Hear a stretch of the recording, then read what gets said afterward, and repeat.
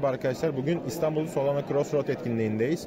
Bugün burada insanların çoğu kripto paraya hükmettiği için, hükmettikten kastım insanların bunu bildiği için burada insanlara dijital altın ve gümüşü nasıl bildiklerini soracağız.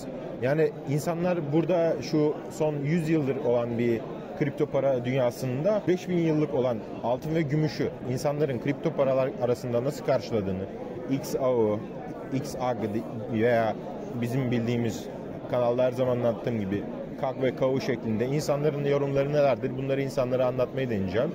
Ve onların bize dönüşleri nasıl olacak, bunları deneyeceğiz. Şimdiden izlediğiniz için teşekkürler. Şimdi diğer tarafa geçelim. Sağlam Para kanalına hoş geldiniz. Ben Serhat. Son bu kripto dünyasında değerli metaller hakkında ne düşünüyorsunuz? Düşünceleriniz nelerdir?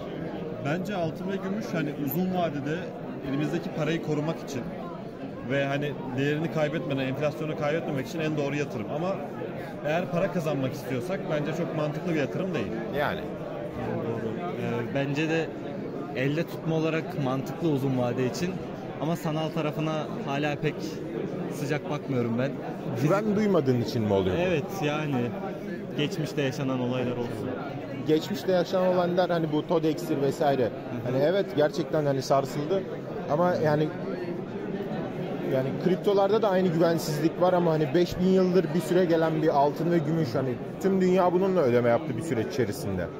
Yani sizin de söyledikleriniz mantıklı. Ben de bir yerden sonra onları düşünüyorum ama arkadaşımın dediği gibi enflasyona karşı parayı korumak akla geldiğinde altın ve gümüş geliyor. Kesinlikle. Türevleri geliyor. Yani belli bir yatırım yapılacağı zaman portföyün belli bir kısmı altın ve gümüşten oluşmalı bence zaten. Yani hani çünkü altın ve gümüş elimizdeki paranın belli bir kısmını böyle safe zone almak için çok önemli bir yer kaplıyor bence portföy anlamında.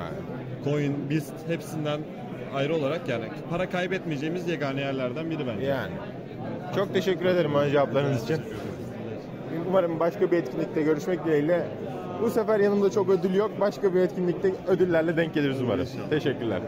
What's the differences between gold and Bitcoin? Well, first of all, I'm not an expert on the subject matter, but I will take my best shot here. Obviously, gold is physical, Bitcoin is digital.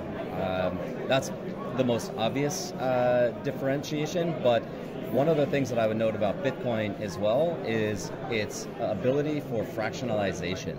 So everybody talks about there being 21 million Bitcoin that will ever be minted, but the reality is it really depends on where you place the decimal, because there are 100 million Satoshis in a Bitcoin. So effectively, you move that decimal out down to smaller fractional units, you can effectively create a smaller single unit of measurement within Bitcoin.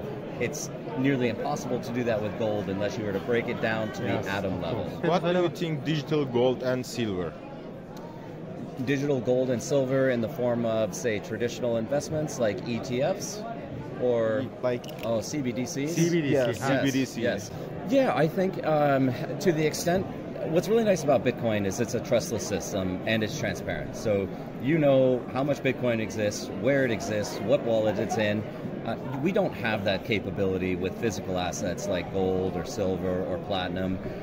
We have to trust some entity that is, say, storing that in custody in a vault somewhere, that they have the asset that is backing whatever the unit of account or currency is. So with a CBDC, for example, I think it's fine. I think the world is moving into digital transactions anyway. However, what crypto offers and something like Bitcoin offers is that we have effectively a non-inflationary asset class, an asset base, right? There will only be 21 million Bitcoin, whereas we just minted in the United States $14 trillion over the last 4 years. And there's nothing we can do. Thank you guys. Appreciate it. Thank you. Hocam merhabalar. Merhabalar. Geleneksel altın ile kripto paralar farkı nedir sizce? Bence şu, geleneksel para birimleri, şu anda regüle para birimlerindeki dalgalanmalarla kripto arasında bir uçurum var. Bu yüzden özellikle genç yatırımcılar daha çok kriptoya yöneliyor. Çünkü kar ihtimali çok daha yüksek. Aynı şekilde kaybetme ihtimalleri de daha yüksek. Evet. Ama aslında bir kumar gibi kriptoya giriyor birçok insan bilinçsiz şekilde. Ya durum bundan ibaret aslında. Hani biraz daha ben altını, doları vesaireyi güvenli bir liman olarak görüyorum. Evet, Türkiye'de genel olarak çoğu insan bunu hani güvenli liman olarak görüyor. Az önce kendi aramızda muhabbet ederken dedik yani Bitcoin altınsa hani gümüş de altcoin'lerden biri gibi oluyor. Hani altın Türkiye'de çok biliniyor. Peki gümüş sizce nasıl Türkiye'de? Ya inan bir fikrim yok gümüşle alakalı ama şeye katılmıyorum ya. Bence altcoin'ler direkt Diamond abi. Çünkü dediğim gibi o aradaki dalgalanma bu altcoin'lerin, meme coin'lerde çok daha çılgın şeyler olabiliyor. Yani Onlar saniyeler içerisinde yok olabiliyorlar. yok da olabiliyor ama saniyeler içerisinde Milyoner 1000x, de oluyor. 10.000x de yapabiliyor. Yani böyle düşünüyorum işin açıkçası. Hani yatırım yapacaksanız bence sağlam coin'lere yapılabilir. Bitcoin'e, işte Ethereum, Solana tabii ki. Aynı şekilde hani sağlam para şeklinde altın, gümüş de hani nasıl diyeyim Bitcoin kripto paralı dünyasında sağlam olarak görülen kripto paralar arkadaşımızın dediği gibi Bitcoin, Ethereum bunlar hani daha az riskli olan şeyler. Hani diğer tarafta baktığımızda da genç yatırımcıların bence yatırım yapmaya başlarken küçük meblağlarla altın ve gümüşle biraz oynayarak bu işleri deneyebileceğini düşünüyorum. Hani benim de düşüncem bu. Olabilir hocam, o da olabilir. Çok teşekkür ederim. Rica ederim. Hi bro, welcome to Citizens for Sound Money Turkey channel. Thank you.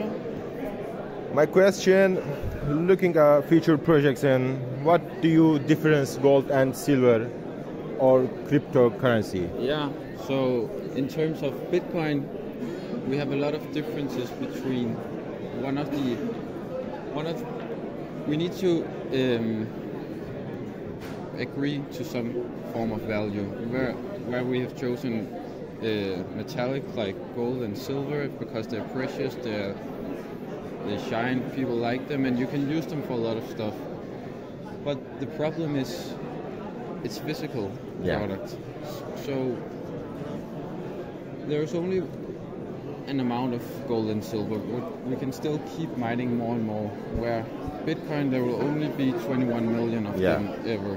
So I think if we choose to bring value to a digitalized product instead of a physical product, it could mean it would be a lot easier to transfer value. And that's where we're seeing also we don't have anyone controlling the value. It's a blockchain itself. It can.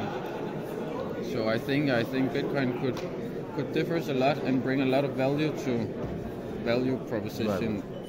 And do you know Kinesis money in your country? Cryptocurrency?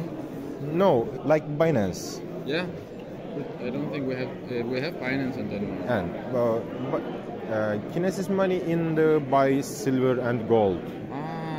Yeah, we can then buy digital in the Ethereum blockchain. Yeah. Like this is silver. Yeah. And if you want to buy silver, join. You also buy it digitally. Yeah. You can invest. Yeah, that's of course true. It gives you yield when you get from the Kinesis money by the gold. I actually didn't know that. Yeah. You can get yield on your silver and gold. Yeah. No, silver, gold, USDC, Bitcoin, Ethereum, like cryptocurrency. Yeah. Solo fees, but I think. Yeah. Okay. Thank you so much. Very nice to meet you. Ben, me too. Nice to meet you too. And I'm gifting you one silver. Yeah. But small coin. Okay. Thank you so much. It's very nice. That's my card visit. Thank you. In the like scan the QR and Kinesis money do sing up. Yes. And turn around. That's my channel. Nice. Yeah. I'll follow. Thank you so much. Have a nice. Geleneksel altın ve gümüş ile kripto paraları arasındaki fark nedir? Şimdi öncelikle net bir fiziksel fark var bir kere.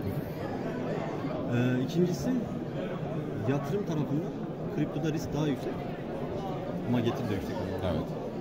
Altında biraz daha az, güvenli mi? İkincisi şöyle ki altında yani şöyle diyeyim Bitcoin'de mesela sabit bir arz var. Evet. Altın arzı yani bulunduğu şekilde yükselebilir. Evet. Bu da fiyatı etkiler. Tabii ki de. Tabii Bitcoin'de de gündemsel olaylar değiştiriyor ama Evet ama dediğin şey hani kripto paralar hani Bitcoin olarak bakarsan evet. 10 tane varsa 10 tanedir. Aynen.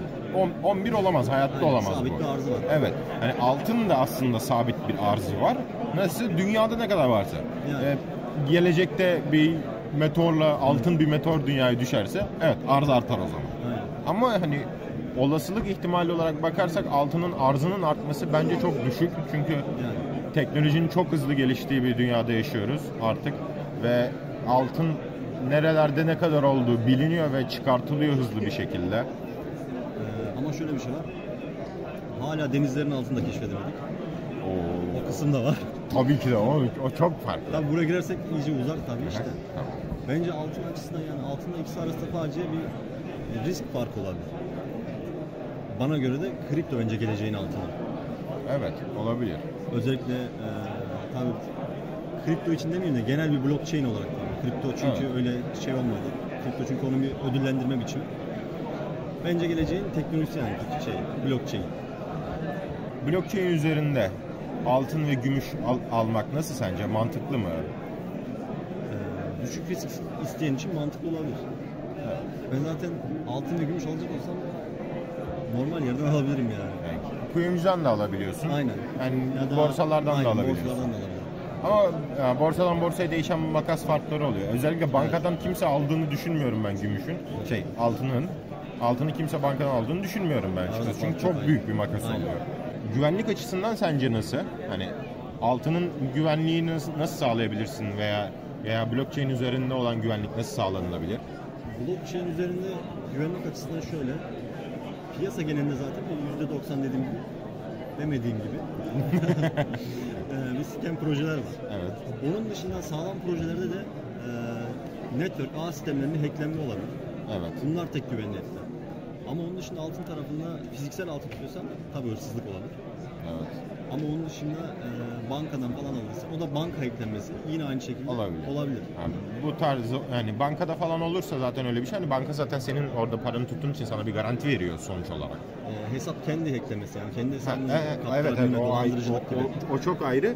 Yani o olursa zaten o tamamen senin hatan oluyor. Onu da kimse kurtaramıyor onu. Aynen öyle. Peki diyelim ki sen Kinesis Money'den altınını aldığında onlar senin için onu saklasa ve sana güvence verse bu nasıl olur?